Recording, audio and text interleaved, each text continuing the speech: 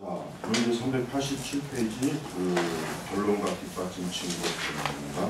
그래서 407페이지 들어가면 이제 그리스도 인성을 들어가고 그리스도 신성을 계속해서 머필드의 검증을 받았습니다. 그래서 우선 머필드는 순서적으로 그리스도의 신성을 먼저 지금 견증하죠. 왜 그렇습니까? 거기 딱 나와죠. 신약 성경의 모든 말씀의 전제가 결국 뭐예요? 그 전제는 그리스도의 신성이라고 하는 그 토대, 전제에 의해서 신약 성경은 우리가 봐야 합니다. 물론 사실 물론 성경 전체가 사실은 하나님의 신성이지만 신약은 특히 예수 그리스도의 직접적인 증거 메시지가 크기 때문에 특히 이제 복음서 같은 경우도 그렇죠. 우리는 이제 신약 성경 우리가 읽을 때, 신약 성경을 설교할 때, 가르칠 때, 또 신약 성경을 꼭 우리가 어떤 가르침을 받을 때 가장 근본적인 그 전제는 그리스도의 신성이다. 이렇게 우리가 알아야 됩니다. 즉 그리스도의 신성이라고 하는 것은 예수님께서가 어떤 분이냐? 초자연자. 즉 예수님은 단순한 그저 좀 더 우리보다 나은 그런 평범한 사람이 아니에요. 지금 예수님의 신성에 대해서 우리가 알아야 될 것은 우리는 당연하게 여기는 거고요. 그런데 문제는 왜 워필드가 이러한 변증을 하냐면은 사실은 지금도 항상 늘 그렇지만 예수님의 신성을 인정하지 않는 그러한 사람들이 여전히 사실 많이 있어요. 많이 있다. 여전히 그러한 신학을 추종하는 사람들이 많이 있다. 상당히 또 심각해요. 그런 그 영향들. 그렇기 때문에 예수님의 신성, 즉 예수님은 초자연적인 구주시다라는 이 전제는 우리가 항상 어느 시대나 항상 중요하게 여기다 아주 우리 기독교 신앙의 가장 기본적인 토대예요. 그래서 예수님의 신성이 만약에 받아들여지지 않으면 이 뒤에서 계속 러필드가 어떤 변증을 하냐면 그렇다면은 예수님의 행하신 것, 가르치신 것, 또 기독교가 예수님의 신성 위에 토대를 두고 있는 그 모든 것들이 어떻게 되겠느냐라고 반문을 한답니다. 그러나 그런 반문에 저들은 어떤 대답을 못해요. 왜냐하면 예수님의 신성 자체에 대해서 우선 저들은 그것 자체가 사실은 못마땅한 거죠. 왜 예수 그리스도를 신성한 존재로 초자연적인 하나님의 아들로 구세주로 보느냐라는 것은 예수님의 신성을 부인하는 사람들이 가지고 있는 아주 원초적인 본능적. 자, 그래서 워필드는 그리스도의 신성에 대한 연구의 결론은 이렇게 결론을 냅니다. 기독교 공동체 전체. 자, 기독교 공동체 전체는 뭡니까? 초대교회를 일단 기준으로 삼아요.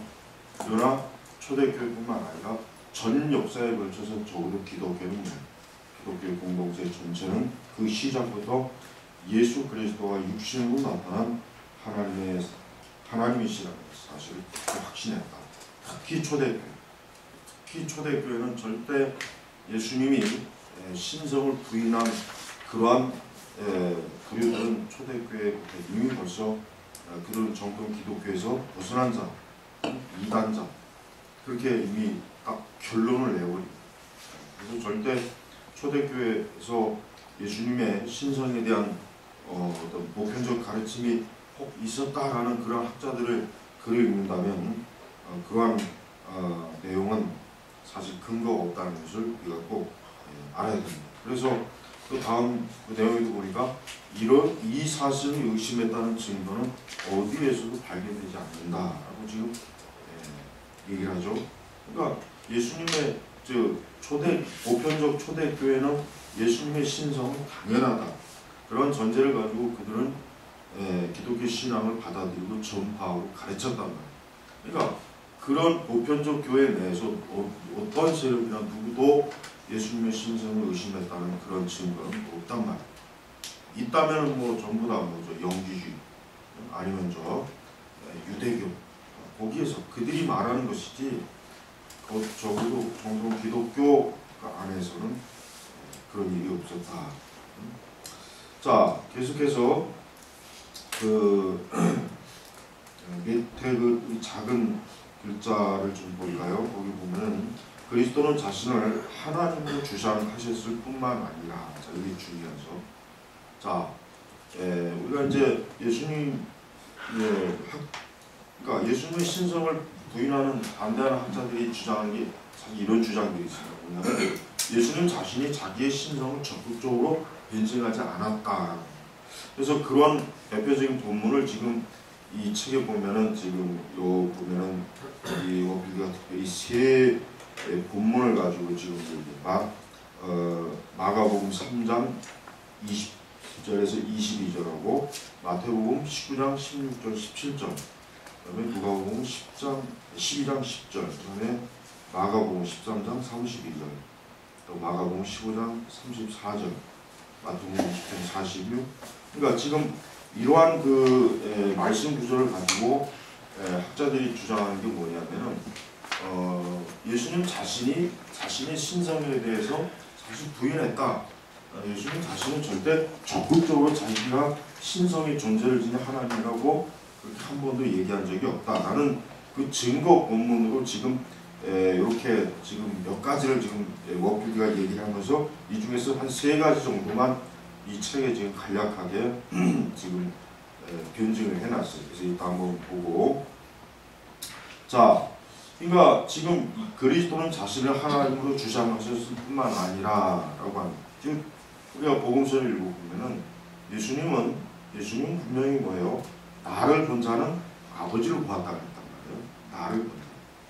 그러니까 그 얘기는 뭐냐면 예수님 자신이 바로 하나님이시다. 그분 당신 자신이 바로 하나님이라고 하신 것을 사실 증명하는 그러한 증거 구절이에요. 그뿐 아니라 또 예수님께서 행하신 그 많은 이적과 기적도 사실 뭡니까? 예수님 자신이 하나님의 능력으로 그러한 것들을 일으키셨다는 거예요. 그리고 특별히 요한복음 17장의 그 대제사장 기도를 보면 거기 아주 대표적으로 예수님 자신이 바로 하나님의 아들이라고 하는 기독론이 굉장히 풍성하게 드러나 있답니다. 그러니까 우리는 그리스도 자신이 하나님이라고 하는 것을 적극적으로 주장하셨다는 것을 우리가 얘기해야 돼요. 그래서 여기 하나님처럼 살았고 신적인 교사의 말 걸맞게 가르쳤고, 그리고 우리는 그리스도가 이 땅에서 모든 현실에서 인간적이지 않은 그런 완전함을 드러내셨을 뿐만 아니라 드러내셨을 때만, 그리고 죽은 자 가운데서 다시 살아나셨을 때만 그리스도의 제자들이 어떻게 그분을 하나님으로 믿을 수 있었는지 이해할 수 있다. 만약 그리스도가 이 가운데 하나라도 행하지 않았다면 그리스도에 대한 이들의 확고하고 열렬한 믿음을 어떻게 설명할 수 있단 말이에요. 자, 여러분, 예수님의 신성에 대해서 반대하는 학자들이 한 가지 굉장히 중요한 오류를 한 가지 가지고 있어요. 뭐냐면 그들은 그 시대에 있는 사람들이 대체로 예수님에게 좀 속았다, 좀 미혹이 됐다, 예수님을 지나치게 과대평가했다. 그러니까 그 시대 사람들이 굉장히 좀 뭔가 종교적으로 우리 시대보다는 훨씬 더 좀 미신적이고 종교적이기 때문에 예수님을 너무 과대평가한 것이지, 그러니까 그런 그 어떤 그 굉장히 그 편견을 갖고 있어요. 그러니까 쉽게 얘기하면은 오늘날 사람들이 옛날 사람보다 더 이성적이다, 더 합리적이다, 이런 얘기를 하는 거예요. 그런데 그 말은 참 잘못되고, 왜냐하면 우리가 복음서를 정말 세밀하게 읽어보면은 그 시대 사람들이 결코 그렇게 멍청하거나 이성적으로 부족하다거나 비합리적이거나 그냥 오늘날 이단에 빠진 사람들처럼 그냥 머리 뒤밀고 무조건 어떤 열광주에 빠진 사람이 아니에요. 굉장히 그 시대 사람들도 사물을, 어떤 것을 관찰하는 힘이 대단한 사람들이에요. 절대 뭐 옛날 사람이라고 해가지고 우리 시대보다 배운 것도 없고 뭐하니까 그 시대 사람들이 그렇지 않아. 절대 그렇지. 그 성경의 정황을 보면 예수님에 대해서 예리하게 관찰한 것이 아주 굉장히 많이 드러난다. 그러니까 결코 사도들도 마찬가지지만 예수님 자신이 사람들을 속일 수가 없어요. 그러니까 예수님 자신이 자기가 메시아인 척하면서 사람들을 속일 수가 없단 말이에요. 근데 이제 신학자들 중에 예수님의 신성을 반대하는 사람들이 그 부분에 있어서 굉장히 편견이 심해. 그러니까 만약에 예수님의 그 교묘 어떤 예수님을 좀 보고서는 마술사인 예수님이 굉장히 어떤 뭐 신비한 어떤 그런 뭐 트릭을 쓰느냐 사람을 미혹했다라는 그런 식의 그러니까 하다 안 되면 이제 그런 식으로 이제 막 뭐라 하는 거예요. 하지만 우리는 그런 그 학자들의 그 주장이야말로 어리석은 그들의 주장을 비합리적이고 비이성적. 그래서 우리는 성경의 기록 자체가 사실은 굉장히 어때요? 두고 성경의 기록을 연구하고 보는 사람들로 하여금 어때요? 합리적이고 이성적 관점으로 예수 그리스도를 판단할 수 있는 그러한 증거 자료를 풍성하게 그 자체 안에 포함하고 그래서 우리는 성경을 연구할 때 언제나 그 성경 말씀 자체, 즉 기록된 하나님 말씀 자체의 정황을 잘 우리가 파악을 해서 그 예수님의 어떤 신성뿐만 아니라 예수님의 교훈, 가르침, 어떤 이적과 기적 뭐 이런 전반적인 모든 것들을 어때요? 냉철하게 객관적이고 합리적으로 볼 수 있어요. 그러면서 우리가 거기에서 하나님의 진리를 바르게 우리가 캐치해서 끄집어내서 그 하나님의 진리를 즉 그 복음의 진리를 전파하고 증거하는 것이죠. 그러니까 우리는 우리 자신부터 즉 성경을 연구하는 사람들부터가 어때요? 이 하나님께서 사람들에게 주신 계시의 말씀에 대한 도전을 있는 그대로 다 받아들여요. 우리 자신이 절대로 성경을 연구할 때 있는 그대로 우리는 이 성경에 대해서 1차적으로 합리적이고 이성적인 논증을 통해서 성경을 연구하는 가운데 우리가 하나님의 진리를 알아야지 우리가 믿음으로 말씀을 연구한다 하는 그런 명목으로 우리가 만약에 그러한 것들이 부족하다면 이 성경의 말씀은 굉장히 오류, 잘못하면 오류를 인식할 수 있는 그 요소는 너무나 많기 때문에 굉장히 조심을 해야 된다. 자, 그래서 버필드는 계속 그럽니다. 그 밑에 그 하반절 보면은 389페이지 그리스도의 가르침, 삶 그리고 부활, 신적 행위의 절정이라고 이렇게 작게 표현하면서 그렇습니다. 그리스도의 자기 주장을 보증했다. 보증. 그러니까 예수님이 하나님의 신성을 가진다고 하는 것을 무엇으로 보증하냐면 예수님의 가르침, 삶, 부활. 여기서 특히 부활을 신적 행위의 절정이라고 그랬죠. 그래서 바울은 그리스도의 부활, 사실 바울이 예수님을 믿게 된 결정적인 증거가 뭐냐면 부활이에요. 뭐냐? 다메섹 도상에서 바울은 분명히 예수님을 봤어요. 바울이 그때 예수님을 본 건 환상이 아니고 꿈이 아니라고. 그건 망상이 아니라고. 바울은 굉장히 머리가 어떤 사람이에요? 아주 이성적인 사람이기 때문에 그런 사람은 자기가 꿈을 꾸는지 환상을 본 건지를 구분할 수 있는 사람이라고. 네? 바울은 다메섹 도상에서 자기가 본 그분이 나사렛 예수라고 하는 것을 자기 이성적으로 합리적으로 부인할 수가 없는 그건 판단력을 갖고 있었기 때문에 부활하신 예수 그리스도를 봤다는 자기가 목격했다는 그 사도의 그 자격 요건에 자기가 들어간다는 걸 너무나 잘 압니다. 그래서 바울이 결정적으로 예수님을 믿은 가장 근본적인 것은 부활신앙. 이거 굉장히 중요합니다. 바울이 만약에 예수님의 부활을 즉 다메섹 도상에서 예수님을 그저 목격하지 못하고 그냥 예를 들면 어떤 다른 식으로 만약에 이렇게 가르침을 받았다면 사도는 되지 못했겠죠. 사도는 꼭 그리스도인은 될 수 있었겠지만 사도는 되지 못했어요. 사도의 자격 요건은 안 되잖아요. 사도의 자격 요건은 예수님의 부활을 직접 목격한 자에 한해서 사도의 그 자격이 주어집니다. 그러니까 바울은 예수님을 자기가 직접 목격했기 때문에 이제 그분에 대해서 어때요? 더 이상 부인할 수 없는 거예요. 그분을 전적으로 따를 수밖에 없었던 이유가 뭐예요? 이제 그리스도의 십자가 외에는 다른 것을 자기는 알지 않기로 작정한 이유가 뭐냐? 바로 부활하신 그 주님을 자기가 두 눈으로 목격하고 그분을 만났기 때문에 바울은 이제 뭐 그가 이제 어떤 뭐 고난을 당하건 핍박을 당하건 어려움을 당해도 그리스도를 부인할 수 없는 거예요. 그래서 그리스도가 거짓된 자기 주장을 했다고 한다면 사실 엄청난 딜레마에 직면해야 됩니다.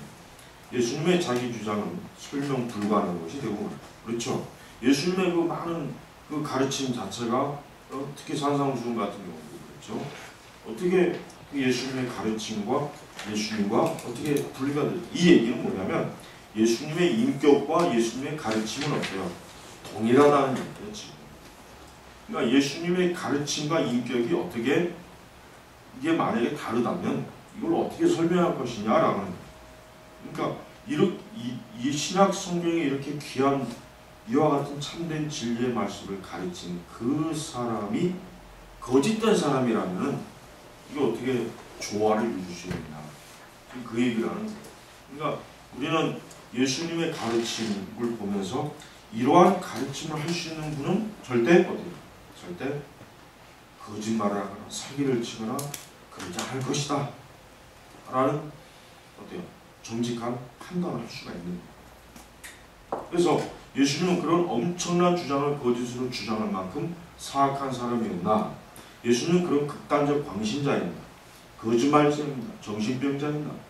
이 가운데 어느 곳으로도 예수님의 자기 주장을 설명할 수 없다. 그러니까 둘 중 하나다. 예수님이 그리스도가 사람들을 지독하게 속였던가 아니면 사람들이 속았던가 둘 중에 하나다. 아니면 속이지도 않고 속지도 않고.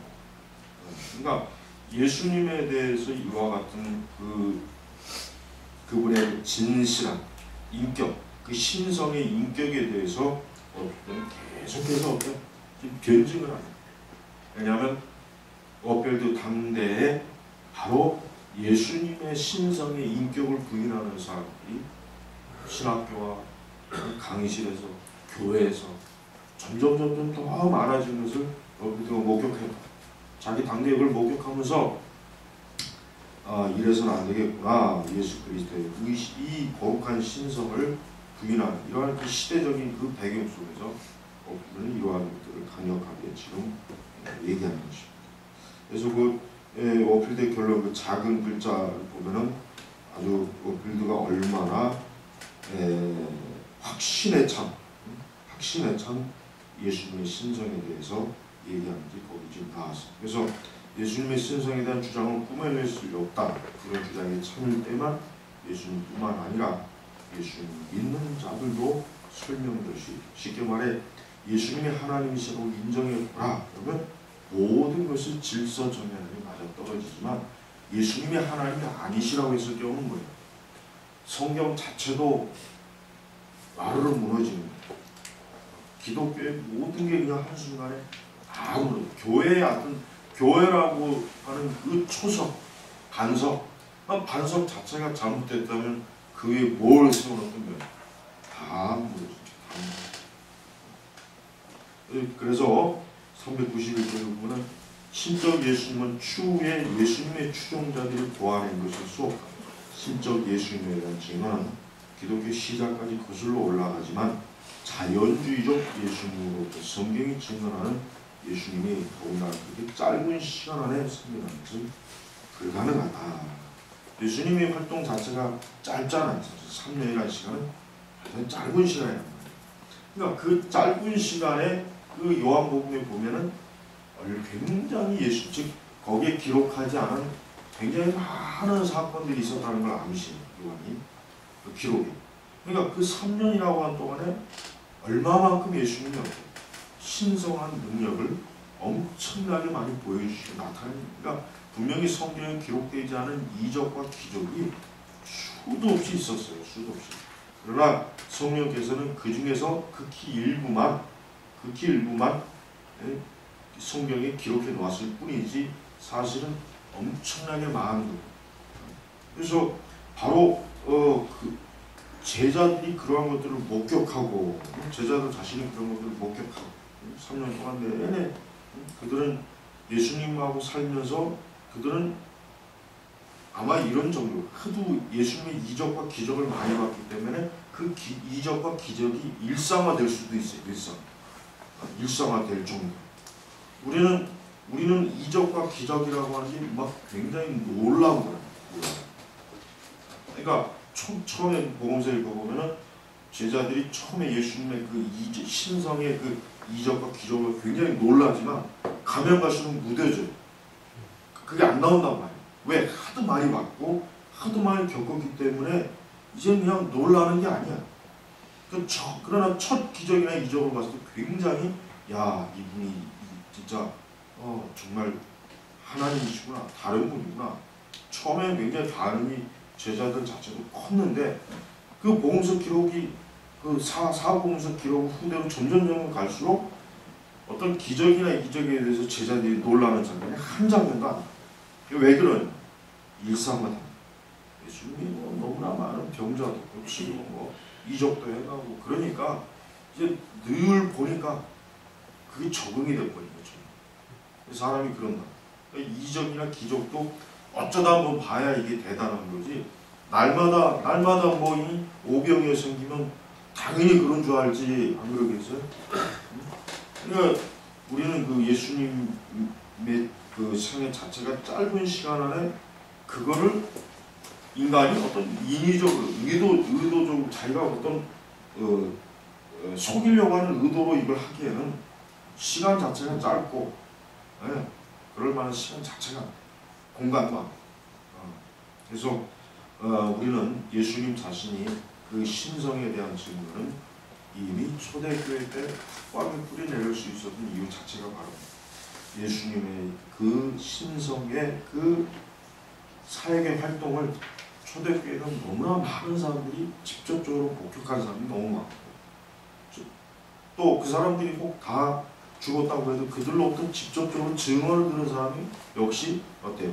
많고 물론 이제 점점 후대로 가면 갈수록 이제 줄어들겠죠. 그러나 기록된 하나님의 말씀에 대한 확실한 그 확신, 그 신실성은 여전히 교회가 계속해서 그 신앙을 이어오고 있다. 그래서 정통 우리 기독교 역사 속에서 단 한 번도 참된 교회에서는 예수님의 신성을 부인한 그런 일이 없네요. 오직 뭐예요? 근대 신학이 근대 철학이 부흥하고 근대 신학이 들어오는 그 요소 거기에서부터 이제 서서히 기독교의 기록이 의심이 특히 우리는 철학이 독일인데 경험주의 철학이 상당히 그 기독교 정통 신학에 큰 해를 끼쳤어요. 왜냐하면 경험주의라고 하는 게 뭐예요? 인간이 감각으로 경험하는 것만이 사실이다. 그것만이 진리라는 그 주장이란 말이에요. 그 철학의 핵심은.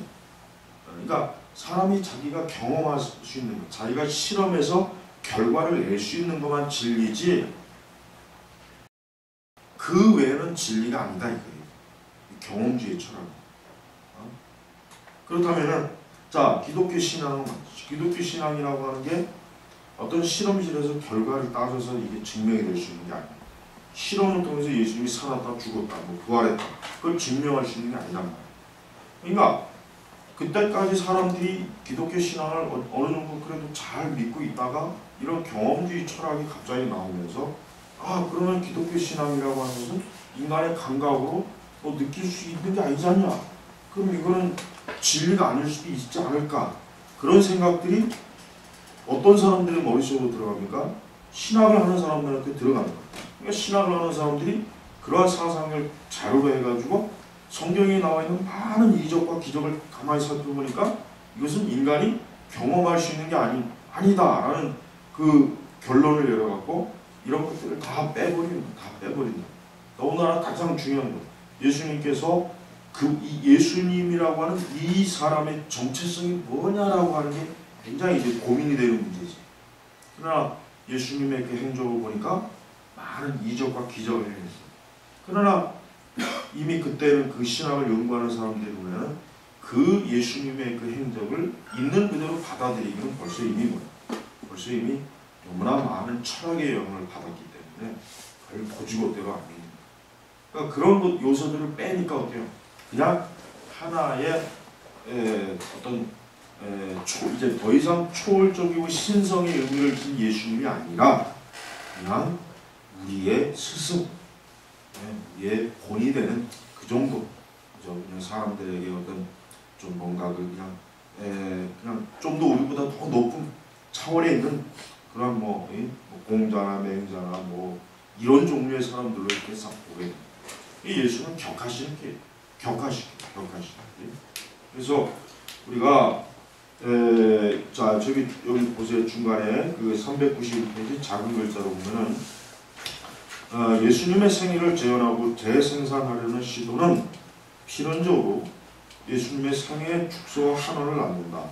사람들이 해석할 때마다 환원에 의한 심각한 상실이 따라오는 예수님의 삶은 예수님이 소박한 1세대 제자들이 지어낸 것일 수 없다. 현학적이지 않은 이야기, 전개의 신이니까 신성과 인성이 있다는 사실 자체가 이 위대한 실제가 참이라는 충분한 증거가 된다라고 합니다.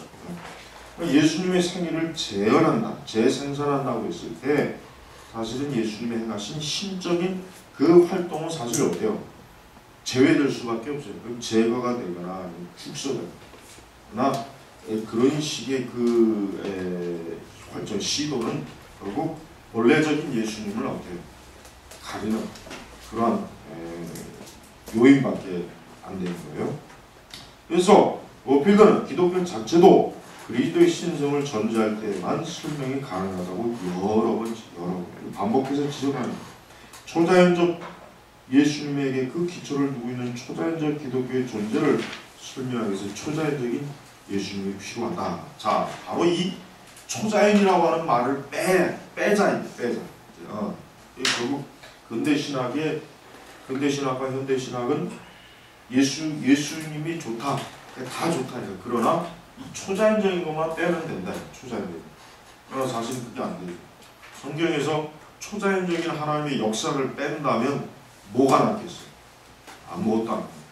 그냥 기독교는 전형적인 그냥 하나의 어떤 우리 인간의 도덕, 윤리적인 지침을 겨우 알려주는 정도밖에 안 되는 그 어떤 윤리 종교로 그냥 확 급격하게 추락이 돼요. 사실은 이게 굉장히 위험한 거예요. 왜냐하면 서구 세계는 이미 이제 19세기에 들어왔을 때 꼭 자유주의는 아니더라도 이런 많은 복음주의자들도 예수님의 이적과 기적에 대한 믿음이 사실은 거의 상실이 될 거였어요.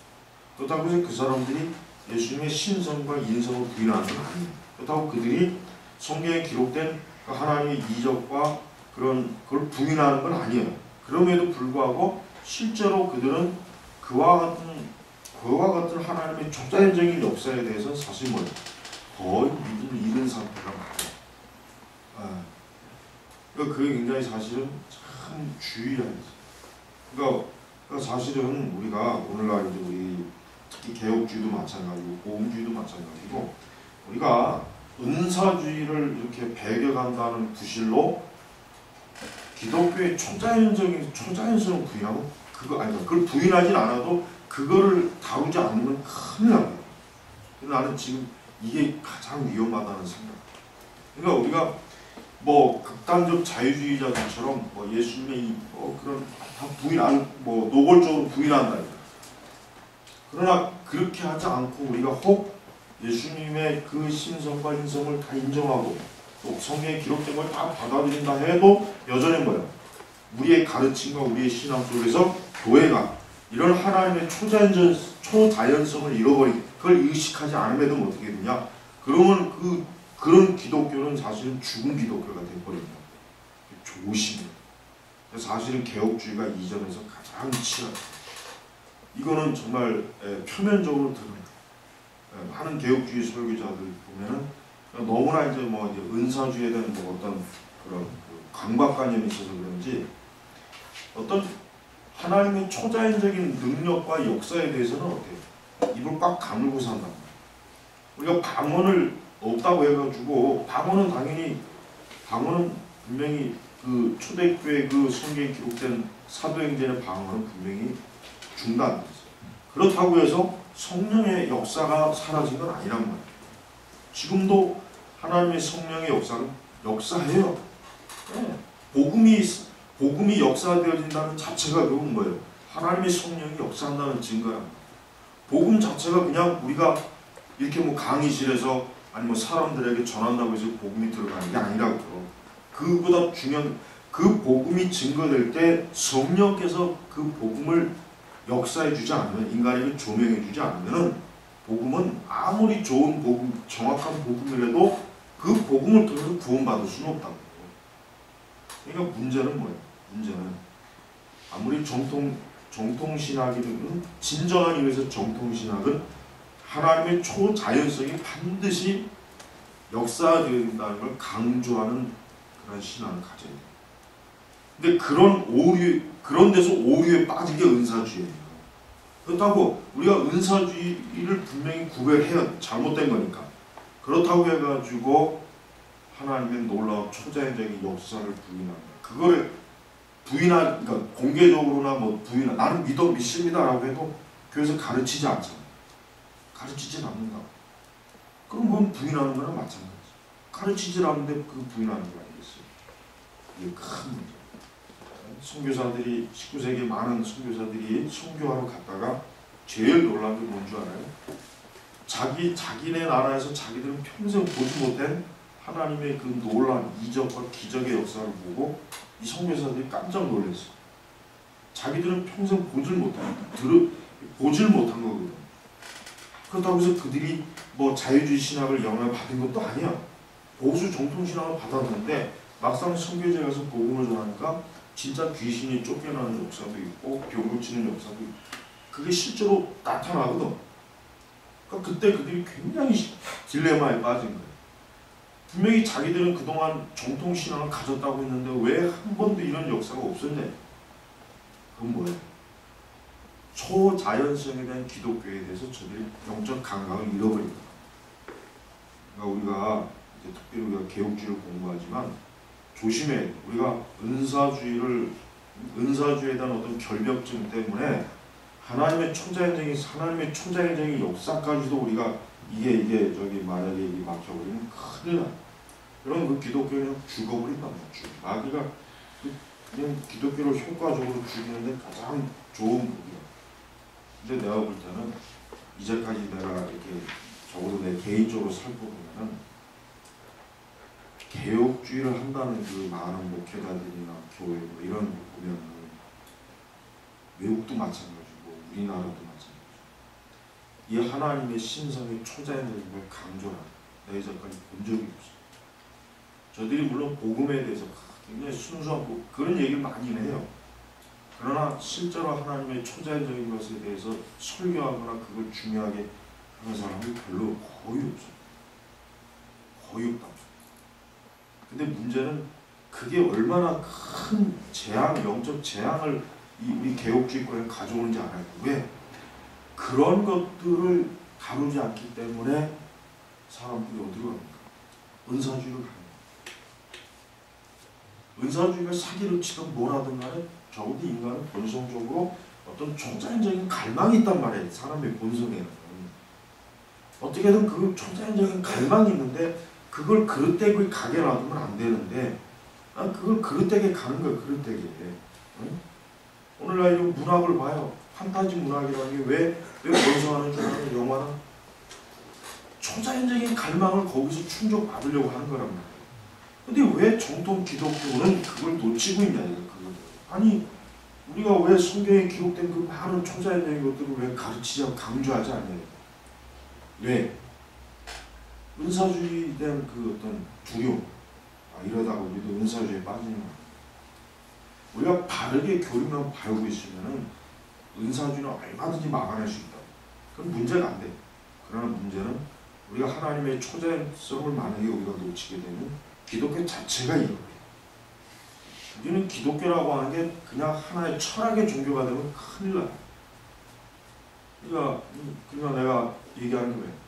내가 그래서 우리 교회에서도 그렇지만 금식 기도도 하고 개인적으로 열심히 기도해라.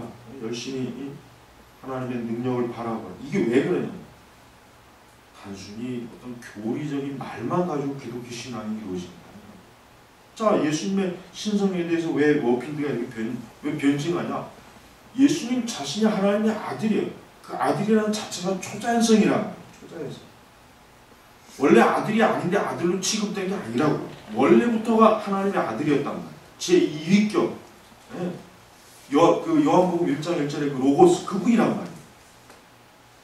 바로 워필드 자신이 뭘 지금 얘기하는 거냐면 그리스도의 초자연성에 대한 기독교의 그 부분을 얘기하는 거예요.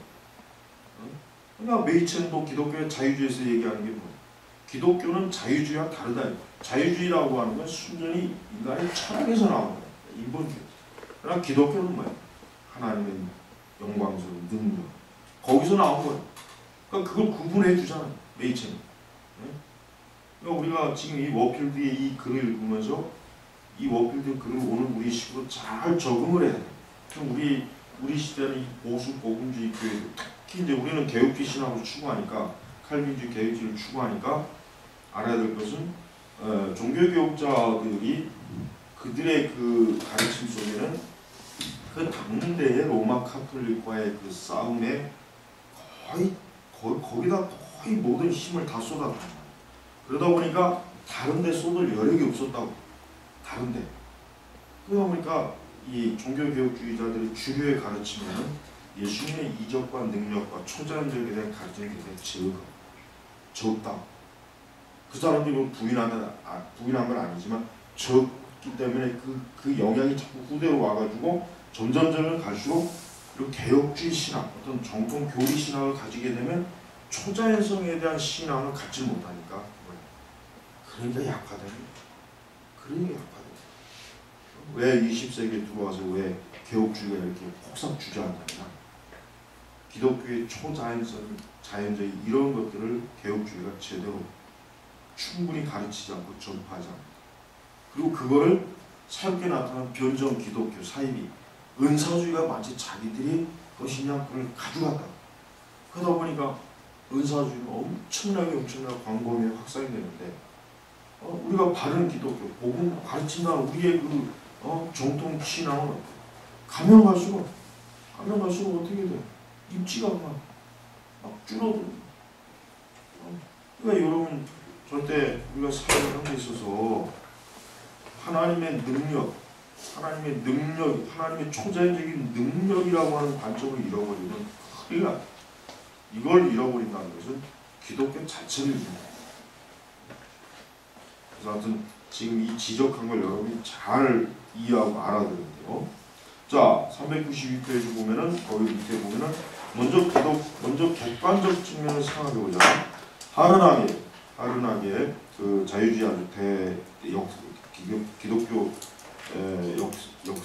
사학자로 대가죠.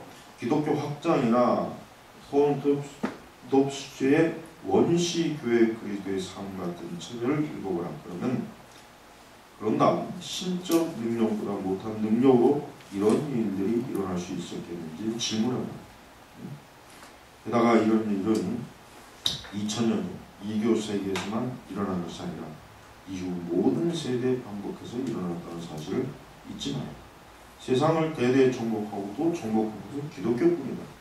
기독교 복음이 불붙는 벌판의 불길처럼 세상을 어떻게 삼키며 퍼져나가는지 생각해보라. 기독교 복음이 퍼져나가면서 삶을 어떻게 변형시켰는지 생각해보라. 그리고 기독교 복음이 정말 사실이 아니었다면 객관적 측면으로, 주관적 측면으로 아무튼 이런 일들이 일어날 수는 없는. 자, 이런 일들이라고 하는 게 뭘 얘기하는 거야? 초자연적인 하나님의 역사를 얘기하는 거야. 그냥 단순히 뭐 이렇게 교회에서 뭐 가르치지 그걸 얘기하는 게 아니에요. 그걸 얘기하는 게 아니란 거예요.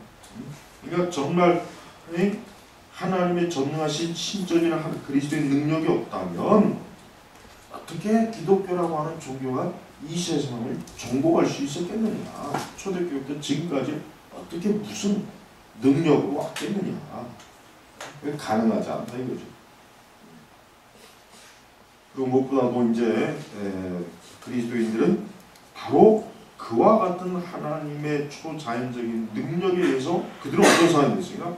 변화된 사람, 온유한 성향, 고결한 동기, 큰 소망, 왕국 안에 사는 사람이 나타난 그리스도의 변화된 마음, 이것이 뭐예요?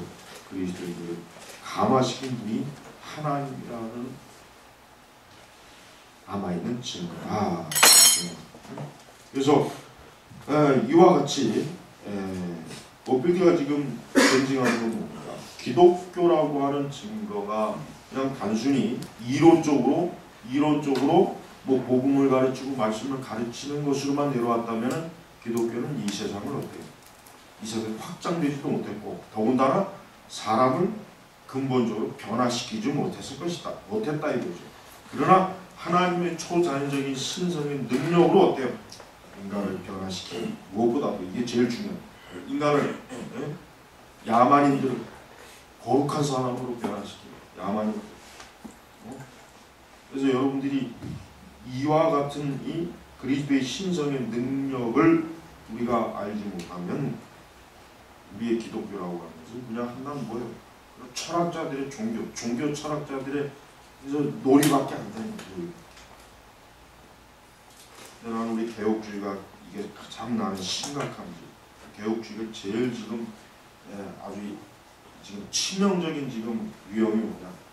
그리스도의 그러니까 하나님의 초자연적인 능력을 그래서 강조하지 않고 빼앗기. 어떤 교리적인 문제에 대해서는 치열하게 논쟁을 하는데 정작 하나님의 실제로 하나님의 역사가 되어진다. 하나님이 역사하신다. 바울이 말한 것처럼 하나님 나라의 말에 있지 않고 능력이 있다. 그 부분에서 개혁주의는 완전히 지금 어때요?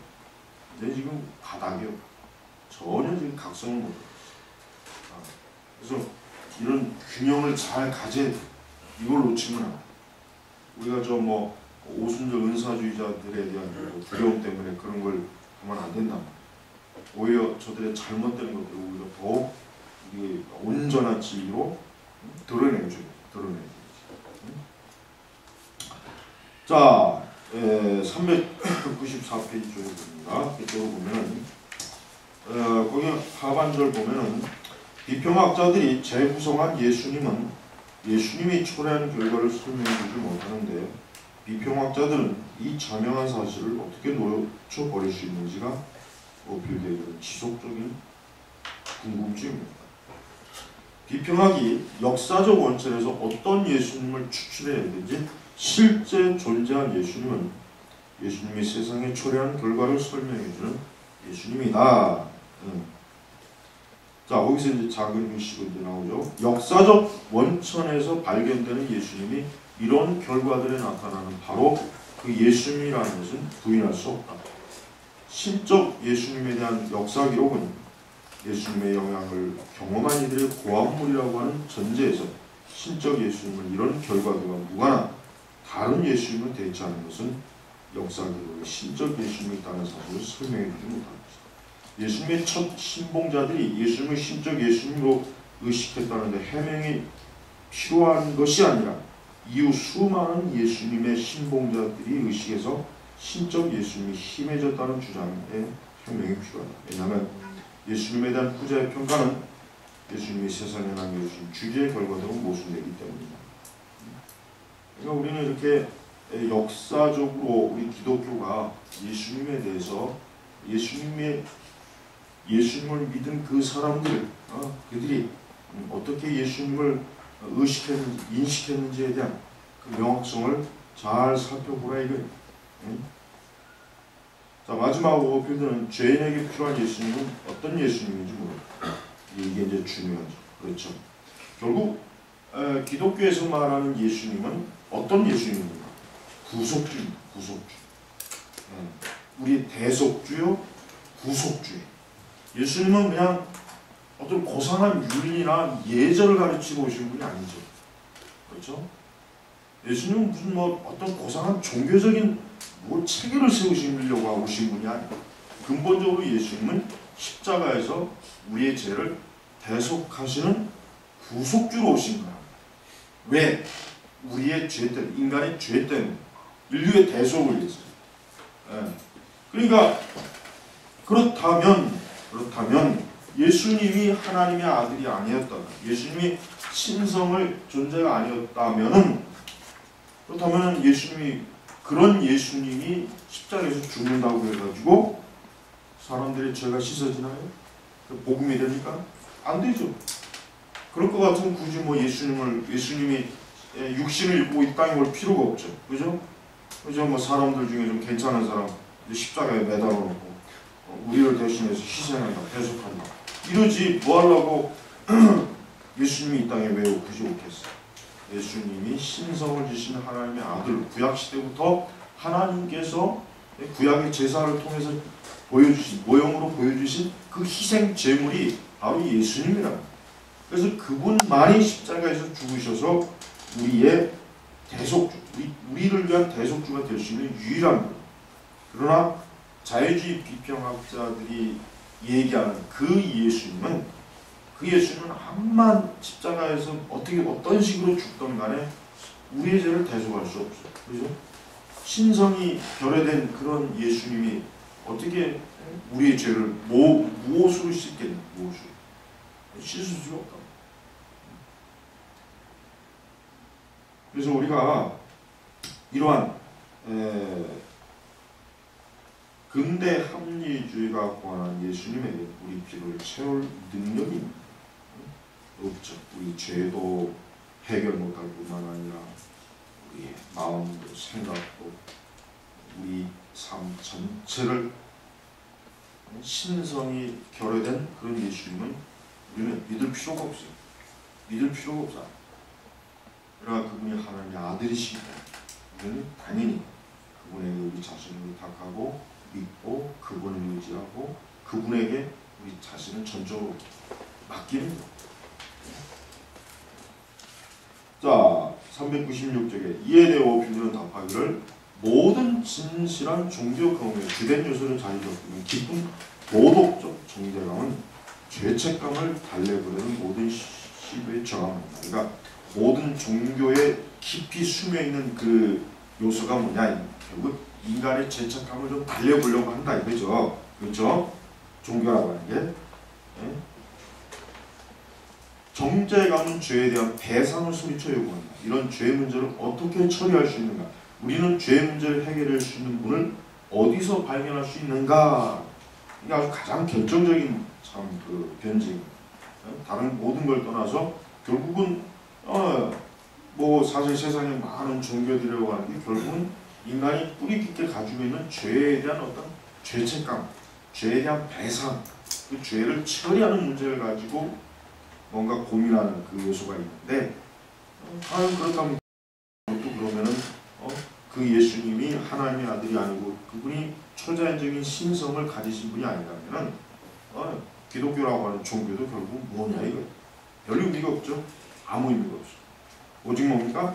신적인 대속자만이 우리를 구원해 줄 수 있음을 알게 되고, 그러니까 기독교는 본질상 구속 종교라는 사실을 완전히 망각할 때만 신적 그리스도의 역사성과 정체성에 대한 다른 대안을 받아들일 수 있다. 그러니까 만약에 기독교라는 종교가 구속의 종교가 아니라, 즉 인간의 죄를 용서해주고 우리를 하나님의 자녀로 삼고 우리 죄인을 의로운 자로 그런 바꾸어주는 종교가 아니라면 사실 예수님이 사람이든 짐승이든 토끼든 개든 아무 상관없어요. 사실. 그러나 기독교는 구속의 종교, 구원의 종교. 이렇기 때문에 예수님의 신성에 이게 그래서 그렇게 중요한. 그러니까 이 비평학자, 자유주의 신학자들이 그렇게 예수님의 신성에 대해서 집중적으로 그 부분을 왜 저들이 그렇게 아주 노골적으로 왜 그렇게 그냥 왜 그걸 그렇게 공격했느냐? 예수님의 신성만 없어지면 기독교는 어때요? 구속의 종교로 어때요?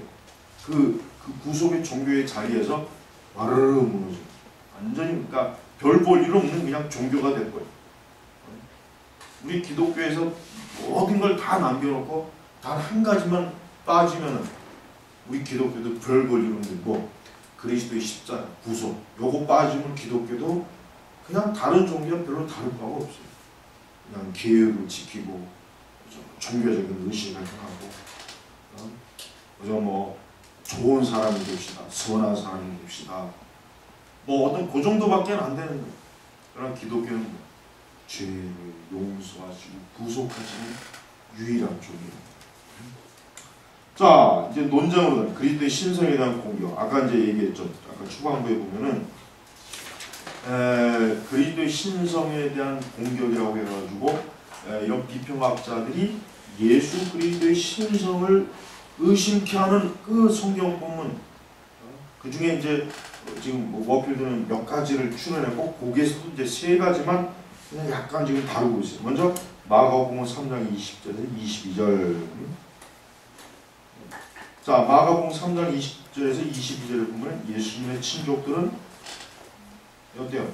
예수님의 소문을 듣고 이제 예수님의 그 친족들, 그 형제들과 가까운 그 예수님이 어린 시절을 보았던 그 사람들과 예수님의 그 말 그대로 동생, 누이들 이런 봤는데 결론은 뭐예요?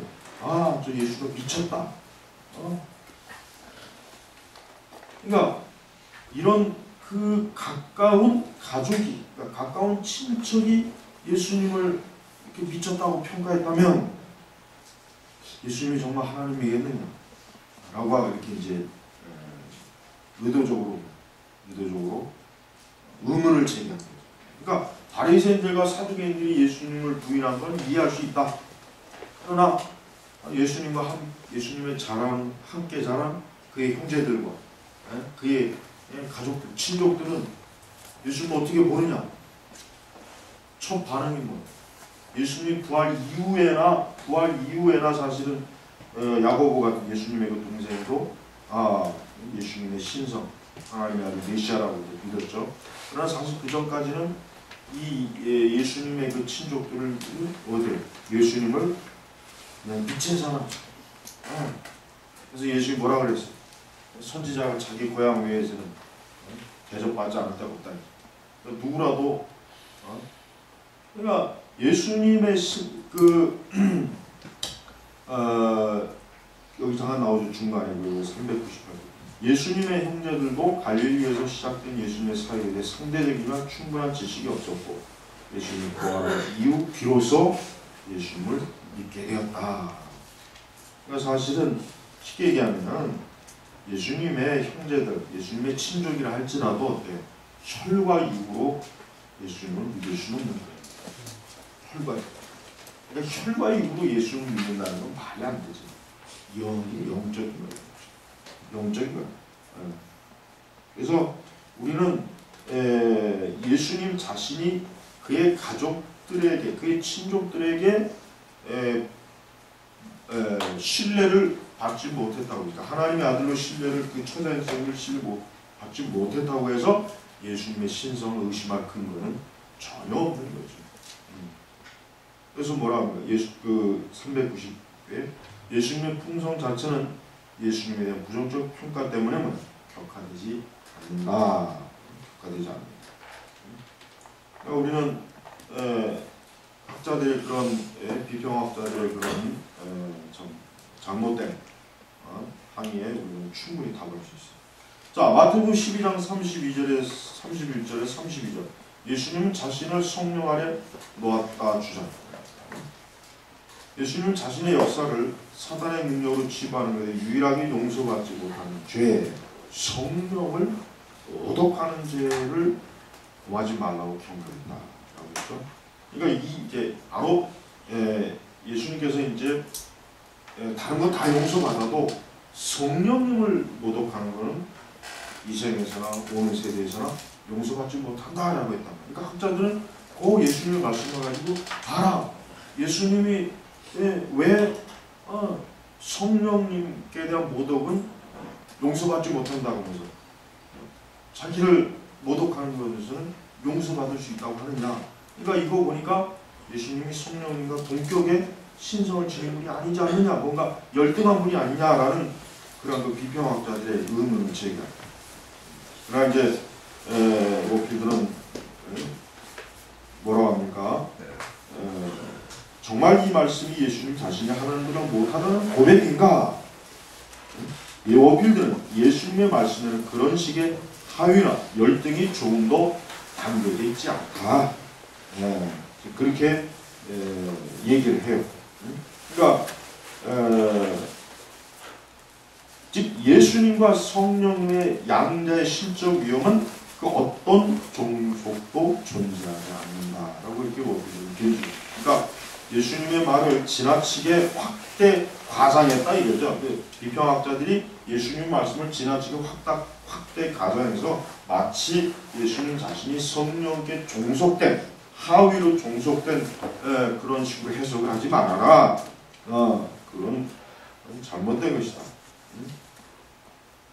사실 예수님 주장 자체가 사실상 예수님의 신성을 가정하고 인자를 모독할 수 있다는 것 자체에 인자의 신성에 대한 주장이 내포되어 있다.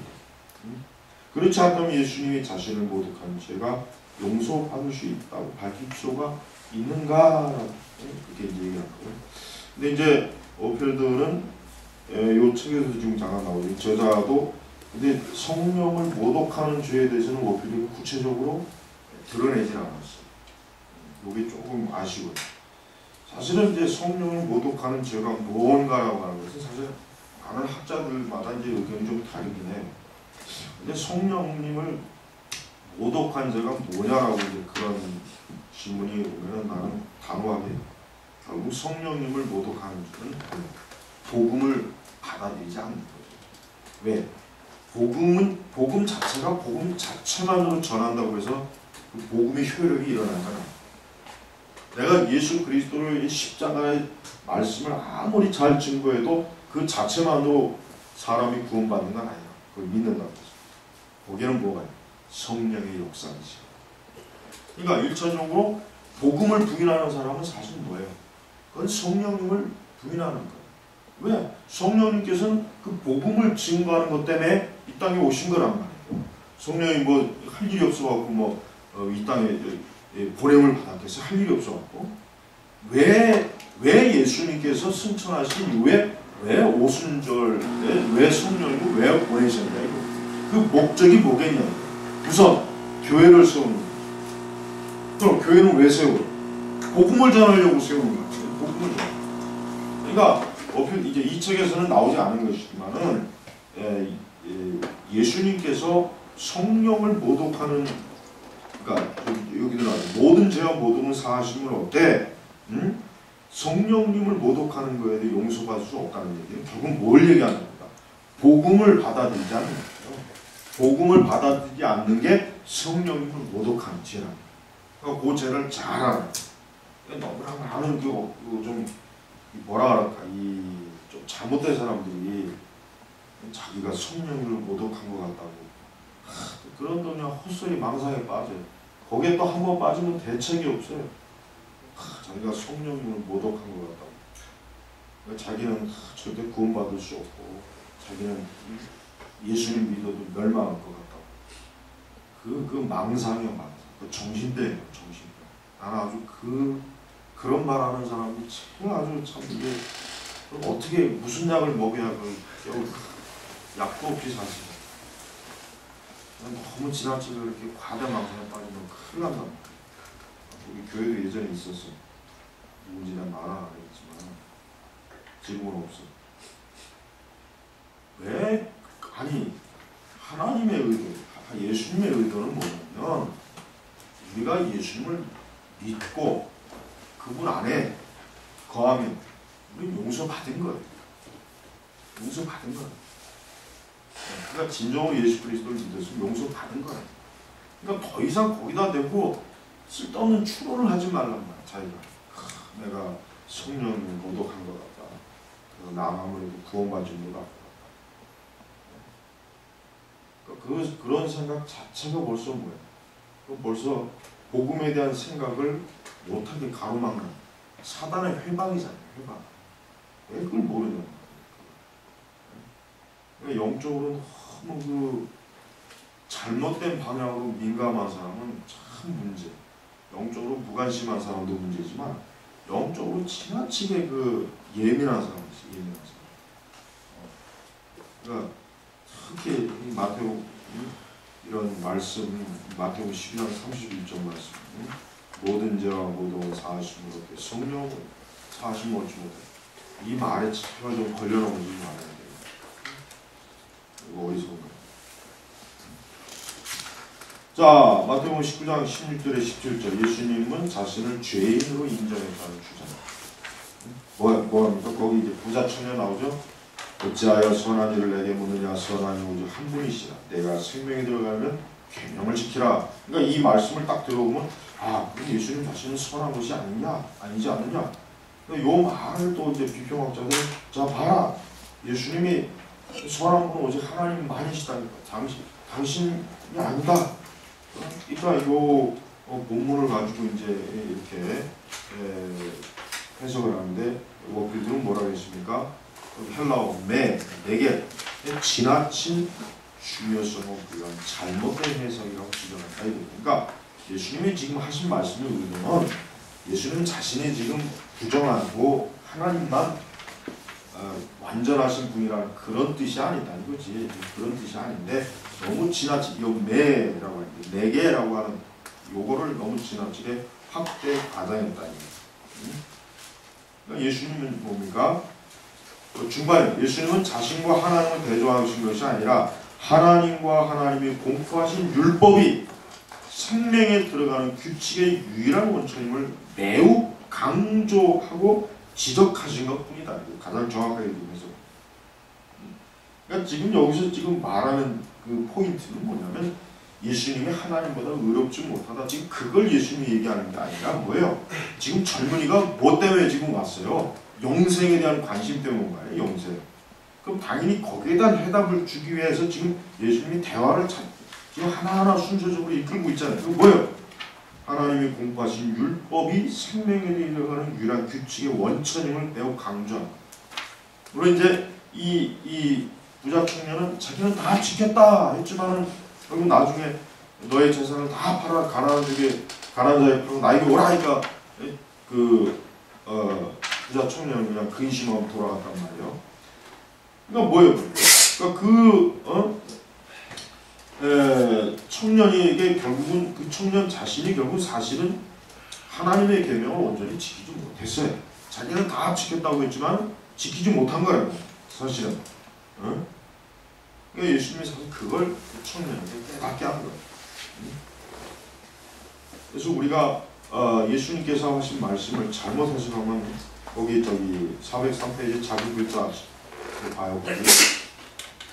자, 예수님의 관심은 예수님 자신을 영화롭게 하는 것이 아니라 하나님을 영화롭게 하는 것이다. 그리고 자기의 인격에 대해 어떤 가르침을 주는 것이 아니라 하나님의 공표하신 뜻이 하나님을 기쁘시게 하는 유일하고 완전한 규정임을 그 청년에게 지적해 주는 거예요. 이 중심 개념에서 벗어날수록 이 구절의 본래 의미에서 이탈해. 이 구절을 더 잘못 이해하고 더 잘못 해석하게 됩니다. 그렇다고 해서 예수님이 그 청년에게 율법을 다 지켜야 네가 구원받는다. 사실 이것도 아니었어요. 애초부터 율법은 우리가 지킬 수 있나요? 못 지킨다. 불가능하다. 근데 이 청년은 자기가 율법을 다 지킨 줄로 알고 지금 착각하고 있는 거예요. 그래서 이제 혹시 또 뭐 더 필요한 게 있나 하고 사실 예수님이 찾아온 의도가 그거라고. 그러니까 예수님이 그 청년 속에 있는 그 교만함, 무지함을 깨우쳐주기 위해서 결정타로 내린 게 뭐예요? 네가 가진 재산을 다 팔아. 근데 이 청년에게는 이 재산이 그게 우상이었단 말이에요. 결국은 뭐예요? 10계명에 1계명부터 벌써 1계명, 2계명부터 벌써 불순종하고 있다는 거예요. 예수님이 그걸 깨우치려고 하는데 이 비평학자들은 엉뚱한 데다가 지금 초점을 맞추고 예수님의 신성을 부인한 그 해석입니다. 자, 오늘은 이제 쉬는 시간 없이 계속 연달아했기 때문에 이제 여기서 강의를 마치지만, 자, 그래서 지금 다음 시간에 이제 결론 잠깐 바로 하고 그리스도의 인성으로 이제 들어갑니다. 자, 우리는 그리스도의 신성의 이 변증을 여러분 잘 기초적으로 지금 공부해야 돼요. 그래서 앞으로도 성경을 연구할 때 그리스도의 신성의 이 확고한 이 교리, 이 말씀을 굳게 잡고 예수님의 복음에 대해서 명확하게 전하는 또한 바른 설교자, 목회자가 되어야 됩니다. 기도하겠습니다. 하나님 아버지 감사합니다. 그리스도의 그 영광스러운 신성을 부인하거나 부정하거나 그것이 오류로 알고 있는 많은 잘못된 그런 거짓된 교훈과 가르침에 많은 사람들이 빠져 있습니다. 참으로 그와 어리석은 것들을 저희가 바르게 이 말씀 교리로 달아서가지고 온전히 가르쳐주는 참된 말씀의 사람들이 되도록 인도하옵소서. 예수님의 이름으로 기도 올렸습니다. 아멘.